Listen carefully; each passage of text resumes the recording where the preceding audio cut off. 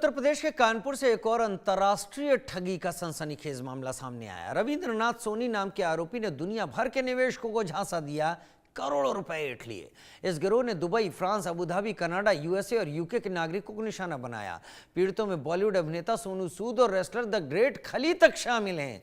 हम आपको बताएंगे पूरा मामला, गिरोह का तरीका, पुलिस की अब तक की कार्रवाई। ये रिपोर्ट देखिए। कानपुर पुलिस ने रविंद्रनाथ सोनी को 42 लाख रुपए की धोखाधड़ी के मामले में गिरफ्तार किया था। रिमांड के दौरान पुलिस को मिली जानकारी ने पूरे अंतर्राष्ट्रीय नेटवर्क का पर्दाफाश किया। आरोपी ने दुबई, जापान, चीन, यूएसए और कई अन्य देशों से निवेशकों से करोड़ों रुपए ऐंठे। ब्लू चिप कंपनी और फर्जी इन्वेस्टमेंट प्लान का इस्तेमाल कर वह लोगों को झांसा देता था। साथ फाइनेंशियल फ्रॉड हुआ है।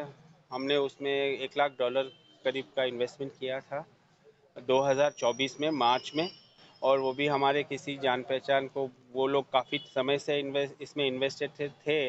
तो उन्होंने मुझे बोला कि ये ब्लू चिप वाली जो है वो टाइम पे पेमेंट करती है, रिटर्न्स भी देती है, एंड इसमें करने जैसा है। 2 महीने में ही हमको पता चल गया कि ये तो अभी उसकी ऑफिस बंद हो गई है। न्यूज़पेपर में वहाँ पर तो वो हल्ला गुल्ला हो गया, आर्टिकल्स छपने लग गए, वो ऑफिस बंद हो गए।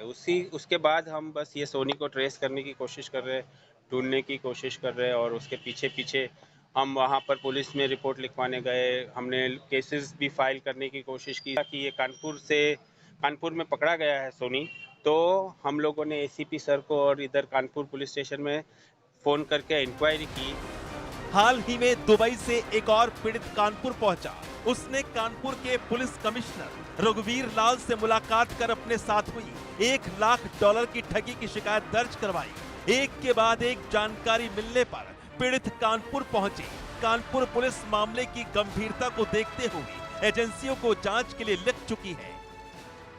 सोनी जो हमारे जुडिशियल कस्टडी में है, इनके खिलाफ यहाँ कोतवाली में एफआईआर हुई थी और उस चेक डिसऑनर के केस में इनको पकड़ा गया था। और उसके बाद जैसे इनकी पकड़ने की सूचना सभी जगहों पर ली, तो इसमें इंडियंस काफ़ी संख्या में जो चेन्नई और इसमें केरला में रहने वाले हैं, और दुबई के कुछ इंडियंस हैं जो दुबई में हैं, उनके द्वारा हमारे यहाँ मेल के थ्रू और व्हाट्सएप मैसेज के थ्रू बताया गया कि इनके साथ इसने बहुत भारी ठगी की है। ये 2010 और 11 से दुबई में है। वहाँ पर इसने एक ब्लू चिप कंपनी शुरू में खोली थी। करीब 12 कंपनी इसके द्वारा खोली गई हैं डिफरेंट नेम से, और उसमें ये इन्वेस्ट कराता था लोगों को, किसी को डबल करने के लिए कभी 20%, 30%, 40% का प्रॉमिस करता था। इनका वहाँ पर एक फुल फ्लेज्ड ऑफिस था, इनके यहाँ एजेंट्स थे। इसका फुल ऑफिस होने के लोगों को ये मोटिवेट करते थे इन्वेस्ट कराने के लिए। और इसमें डिफरेंट नेशनलिटी के लोग हैं जिनके साथ इसने धोखाधड़ी करी है। खास करके उसमें ज़्यादातर इंडियन हैं और कुछ जापानीज़, मलेशियन, फ्रेंच, कनेडियन और यूएस के लोग भी हैं जिनके साथ इसने भारी मात्रा में अपने यहाँ पर इन्वेस्ट कराया है। अभी तक ट्रैक जो हमने किया है, तो उन्हीं लोगों की जो इन्वेस्टमेंट की जो रिसीट्स हमारे पास हैं, करीब 970 करोड़ के आसपास का, तो इसने लोगों का पैसा साइफन करा है डिफरेंट तरीके से।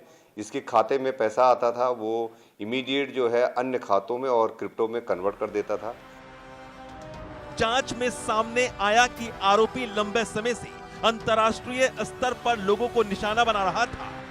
फर्जी इन्वेस्टमेंट प्लान और सेलिब्रिटी नामों के इस्तेमाल से लोगों का विश्वास जीतता था। पूछताछ में उसने कबूला कि उसने दुबई, यूएसए, जापान और कई अन्य देशों से करोड़ों रुपए ऐंठे। कानपुर पुलिस अब पूरे नेटवर्क और अन्य सहयोगियों की पहचान में जुटी हुई है। रिमांड में आरोपी से मिली जानकारी के बाद जांच एजेंसियों की चिंता बढ़ गई है। गिरोहों में और लोगों के शामिल होने की संभावना जताई जा रही है।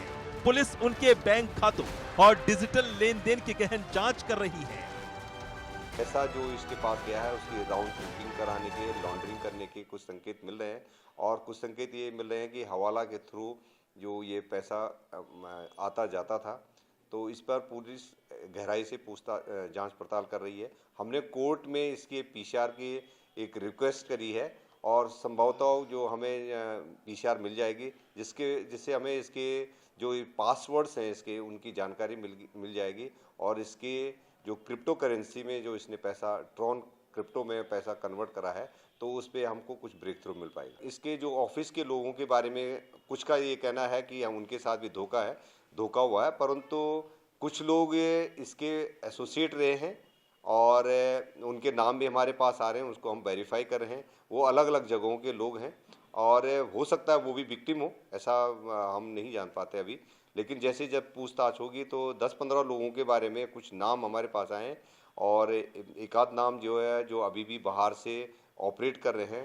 तो खासकर एक गुरमीत का नाम बताया गया है कि वो यूएस में हैं और इनके सारे खातों के बारे में जानती हैं। एक सुरेंद्र दास है जो इनका काफ़ी क्लोज रहा है, उनके अगेंस्ट में इंटरनेशनल अरेस्ट वारंट भी इश्यू हो रखा है दुबई से, तो ये इनके एसोसिएट रहे हैं। तो पुलिस गहराई से छानबीन कर रही है और हम इसके बॉटम तक जाने की कोशिश करेंगे कि जो इनजस्टिस इसने लोगों के साथ करा है तो इनके खिलाफ भी उतनी सख्त कार्रवाई कराई जा सके। मामला अंतर्राष्ट्रीय होने के कारण पुलिस रिपोर्ट अन्य जांच एजेंसियों को भी भेज रही है।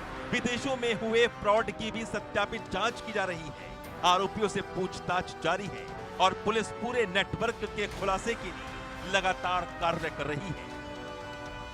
कानपुर से सामने आया ये मामला दिखाता है कि कैसे फर्जी निवेश योजना और सेलिब्रिटी के नाम का इस्तेमाल कर अंतर्राष्ट्रीय स्तर पर करोड़ों की ठगी की जा रही थी।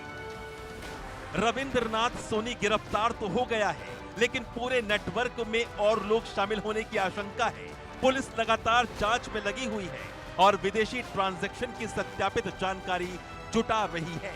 देखना होगा कि कितनी जल्दी आरोपी के सहयोगियों को पकड़ा जाएगा और अंतर्राष्ट्रीय स्तर पर न्याय सुनिश्चित होगा। Bureau report, India news. बड़ी खबर का रुख कर लेते हैं। दीवानगी गाने पर नेताओं का जोरदार डांस सामने आया। कंगना रनौत, नवीन